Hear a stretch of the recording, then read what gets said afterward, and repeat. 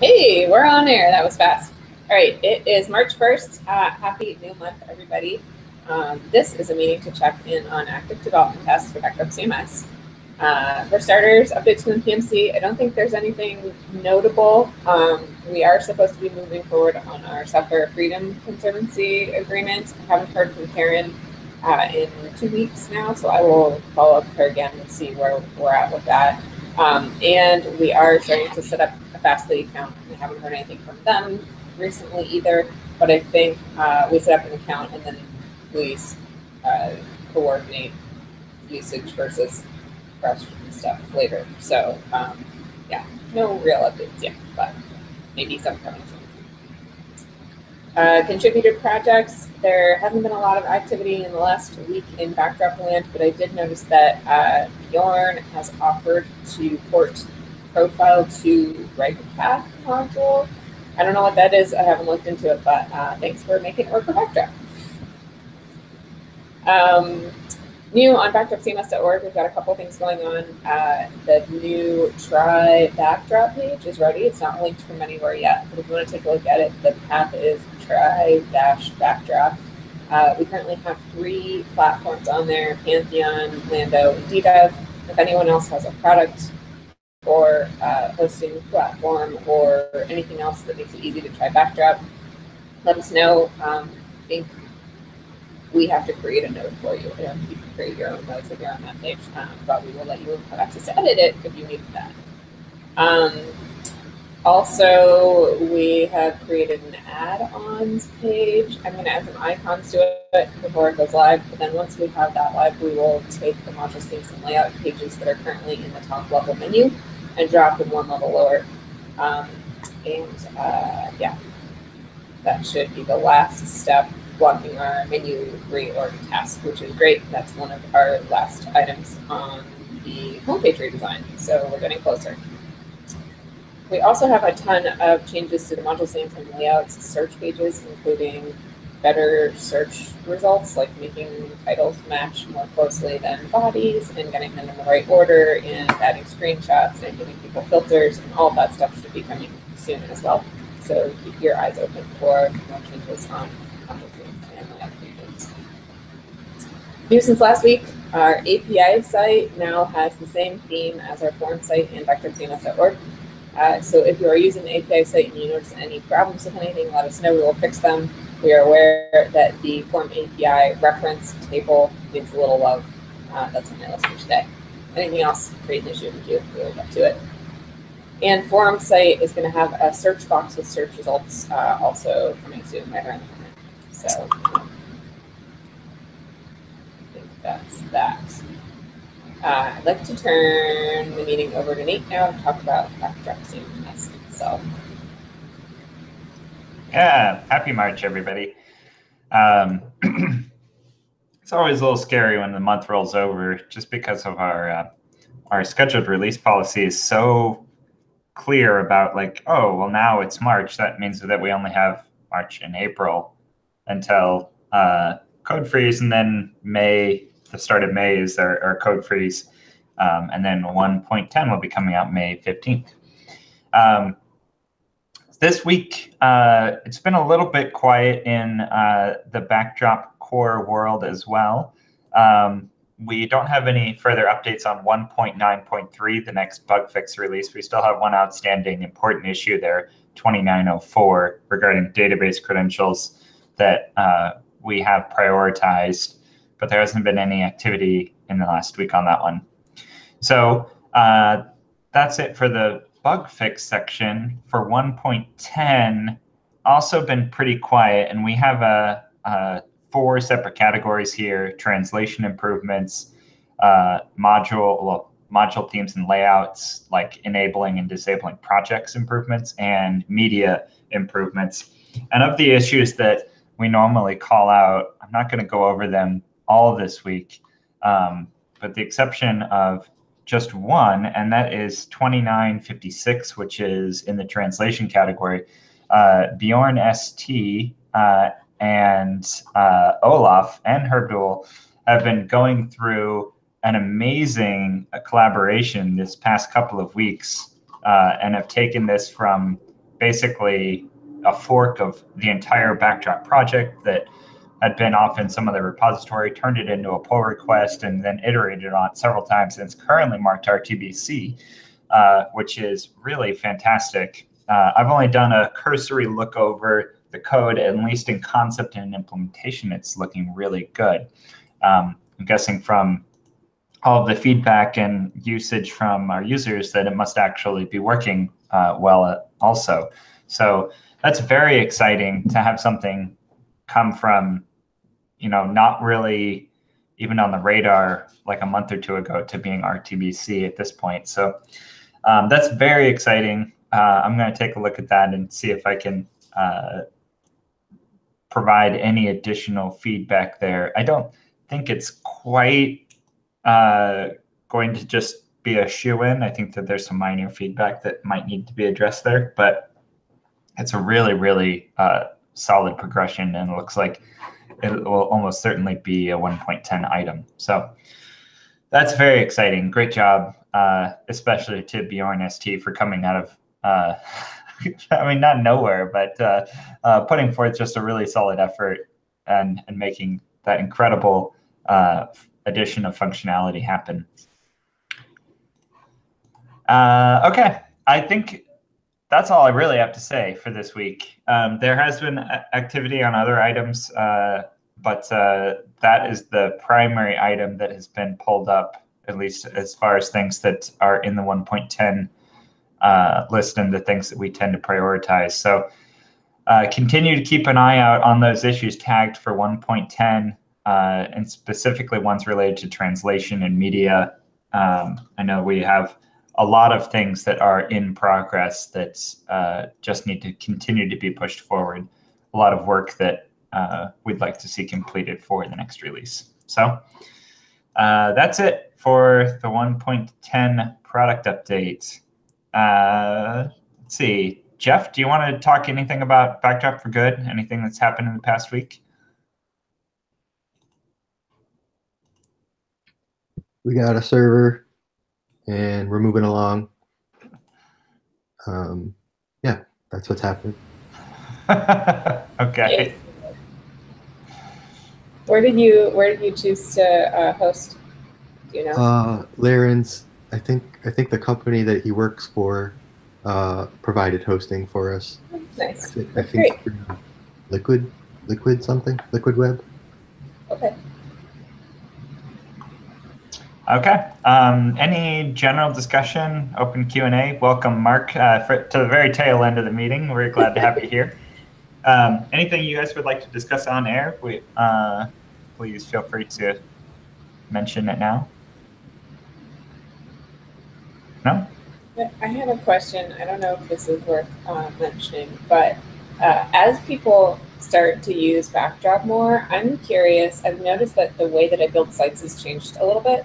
I used to use a lot of page displays and views, and now I don't use page displays at all. I just create layouts and I drop blocks in them. So almost all my views are blocks. And I think part of that's because blocks weren't super useful in Drupal because they didn't do all the things you wanted them to do. So there are always other ways to achieve those goals, and you didn't really have anything like layouts, and panels was even not like it didn't work the same way. And when you put all the pieces together in Drupal as it does when you do in Backdrop.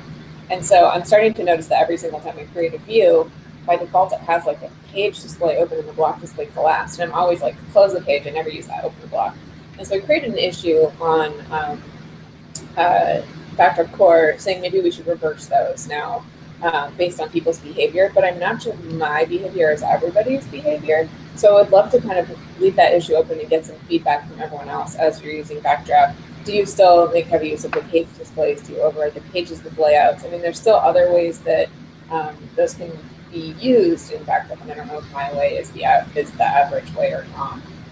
But I would love to kind of collect some data on that over time and see if it's worth rearranging our UI to match what our users are doing. Also, maybe something we can maybe collect feedback on via project module, like count of page display views versus block display views, and see if what issue number is that? A good question.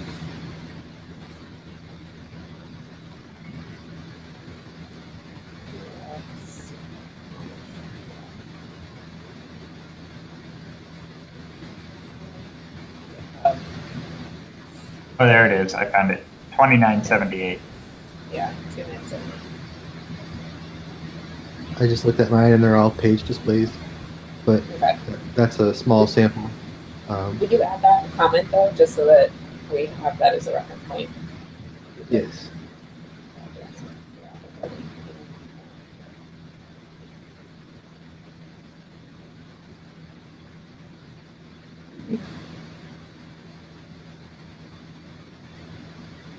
Did you say 2798? I put the link in Gitter. It's 2978. Okay. Yeah, thank you. Yeah, great question though. I usually create blocks, but that's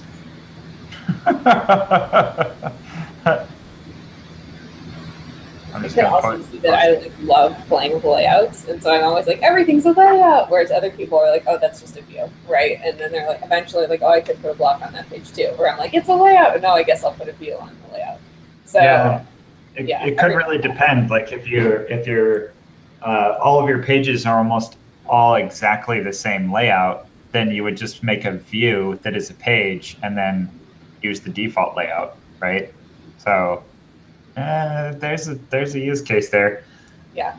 Well, it's possible. Everything's possible. I was just wondering if we had like a majority or not. Because I'm like, I definitely have majority, but I'm only me. Like, I don't know if I do things the same way. So just leave that. We'll leave that open for a while and see if things change as people get less Drupal-y and more backdrafty if their behaviors start to go one way or the other. Myself included. Okay. Anything else we should talk about? I feel like I had a question about something, but I don't remember what it was. Oh, okay. So I've been finding with search a lot, and this is something I'm working on at backdropcms.org as well as on a couple of Drupal sites, where the most common thing I have to do, and this is from the Drupal sites I'm working on, is prevent a node type from appearing in search results. And this is an amazingly complicated thing to do in terms of like installing a module that'll let you do it. But in terms of the like back end, it's really easy to add like a query alter hook to add a node type. And so I was wondering if that's something we should maybe provide a UI for in core itself, where we could have on the search page, like these are the search node types that you want in your search results for node, and then just have a checkbox where people could check once they want it excluded, and then we can do the query alter rather than having many people write a custom module for that, or install the contribute module that was meant to do something else, but also happens to do that, which is what I tend to do in Drupal. And so I don't know, and this is kind of a bigger question about what we want to do with search. Like core search and backdraft is not great.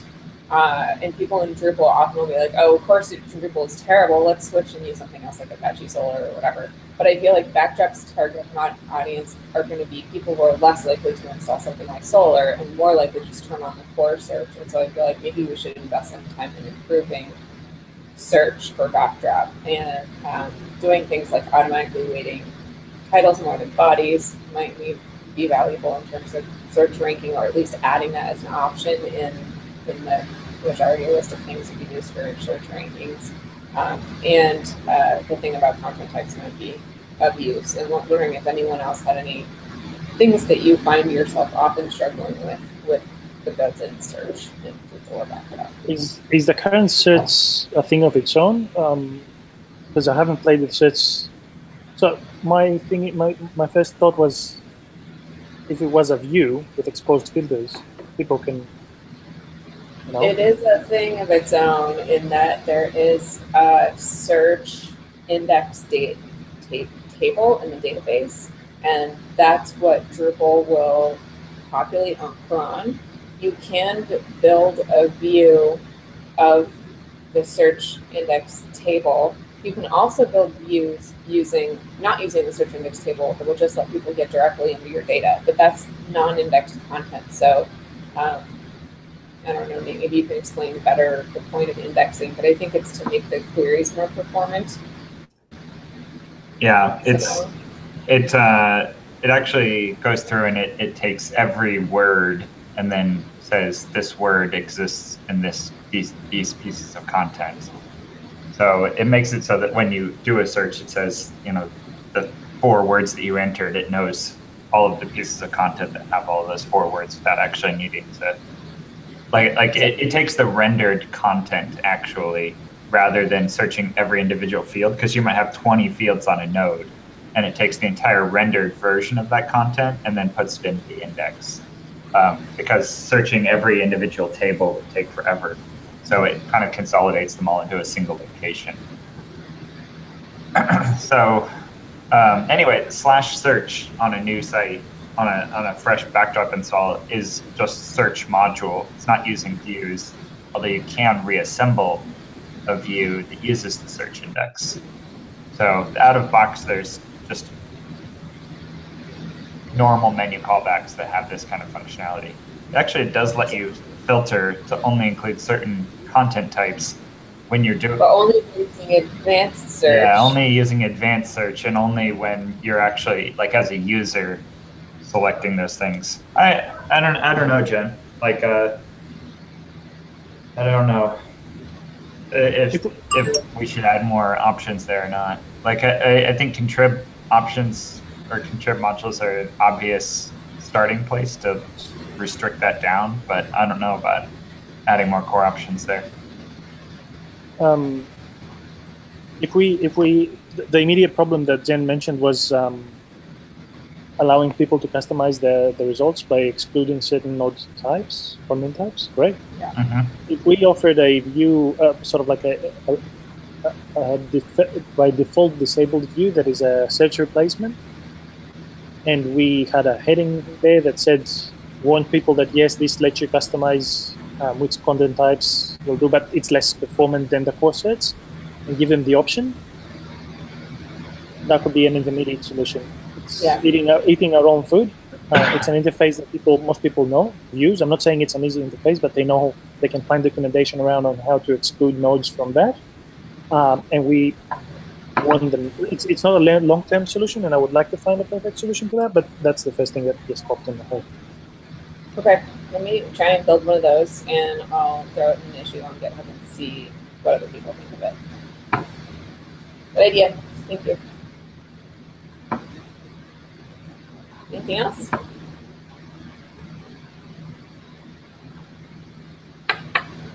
Okay. I'm really excited because I'm about to launch 2 new backdrop sites, and it's a little stressful because they're both launching at the same time, which is not planned, but they're both beautiful. So I'm going to put them into the showcase, and I'm really excited about it. So, hey. Designers. I love designers. Okay, well, thank you everybody for joining once again. Thank you guys for watching, and yeah, we'll see you guys on the internet. Bye.